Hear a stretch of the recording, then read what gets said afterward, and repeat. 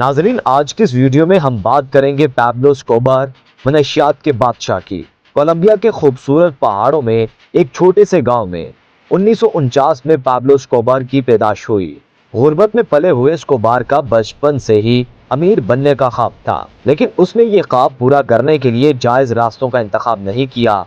School چھوڑنے کے بعد وہ چھوٹی چھوٹی چوریوں اور غیر قانونی سرگرمیوں میں ملوث ہو گیا۔ یہ چھوٹی چھوٹی سرگرمیاں ہی اس کی قسمت کا فیصلہ کن موڑ ثابت ہوئی۔ 1970 کی دہائی میں منشیات کی سمگلنگ کا بازار اپنے عروج پر تھا۔ کولمبیا جنوبی امریکہ کا وہ ملک تھا جہاں سے کوکین کی بڑی مقدار امریکہ اور یورپ پہنچائی جاتی تھی۔ اسکوبار اس منافع بخش کاروبار میں کود پڑا۔ وہ منشیات کی سمگلنگ کے لیے نئے نئے طریقے ایجاد کرتا تھا۔ پہاڑوں میں رن وے بنا کر جہازوں سے کوکین کی ترسیل کرتا تھا، زیر زمین راستے بناتا تھا اور سمندر میں تیز رفتار کشتیوں کا استعمال کرتا تھا۔ اس نے اپنے کاروبار کو منظم کرنے کے لیے ایک مضبوط نیٹ ورک بھی بنایا تھا، جس میں پائلٹ، محافظ اور رشوت دینے کے لیے حکومتی افسران شامل تھے۔ اسکوبار انتہائی بے رحم اور ظالم بھی تھا۔ اپنے منشیات کے کاروبار کو چلانے کے لیے وہ کسی بھی حد تک جانے کے لیے تیار تھا۔ اس نے اپنے مخالفین کو خوفزدہ کرنے کے لیے قتل عام کروائے، بم دھماکے کیے اور پولیس افسران کو رشوت دینے میں بھی دریغ نہ کیا۔ اس کا یہ رویہ لوگوں میں خوف کا ماحول پیدا کر گیا، لیکن اسکوبار نے اپنی منفی شہرت کو مثبت رنگ دینے کی کوشش بھی کی۔ اس نے غریب علاقوں میں اسکول، اسپتال اور فٹ بال کے میدان بنانے شروع کر دیے۔ وہ عام لوگوں میں پیسے بانٹتا تھا اور خود کو غریب کا مسیحا ظاہر کرتا تھا۔ اس کی اس سخاوت سے عام لوگوں میں اس کی تصویر ایک رحم دل شخص کی بن گئی، لیکن یہ سب کچھ اس کی منشیات کی تجارت کو چھپانے کے لیے ایک طریقہ تھا۔ حکومت اور پولیس اسکوبار کو پکڑنے کے لیے کئی سالوں سے کوشاں تھے، لیکن وہ ہمیشہ ایک قدم آگے رہتا تھا۔ اسکوبار نے رشوت دے کر حکومتی افسران اور پولیس کو اپنے ساتھ کر لیا تھا۔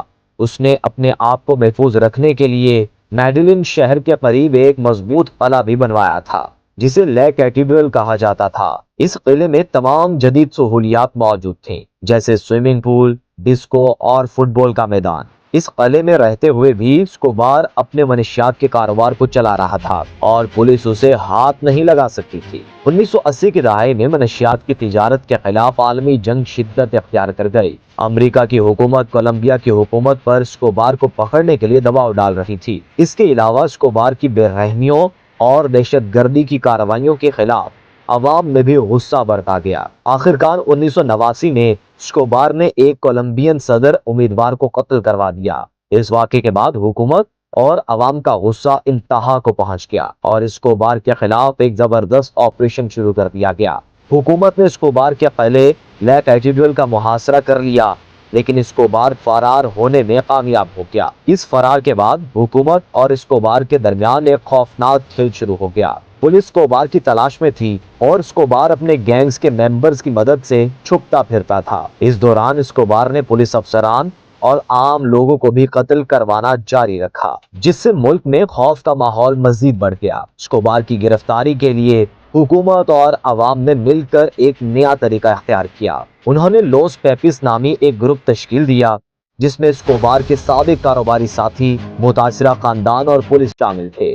لوس پیپس نے اسکوبار کے منشیات کے کاروبار کو نقصان پہنچانا شروع کر دیا اور اسکوبار کے قریبی لوگوں کو بھی نشانہ بنایا۔ اسکوبار کے لیے اپنے آپ کو چھپانا اور اپنے کاروبار کو چلانا مشکل ہوتا گیا۔ آخرکار 1993 میں ایک طویل تعاقب کے بعد حکومتی فورسز کو اسکوبار کی ڈیلن شہر میں ایک محفوظ گھر میں چھپے ہونے کی اطلاع ملی۔ پولیس نے اس گھر کا محاصرہ کر لیا اور اسکوبار کے ساتھ فائرنگ کا تبادلہ ہوا۔ فرار ہونے کی کوشش کے دوران اسکوبار کو پولیس کی گولی لگی اور وہ ہلاک ہو گیا۔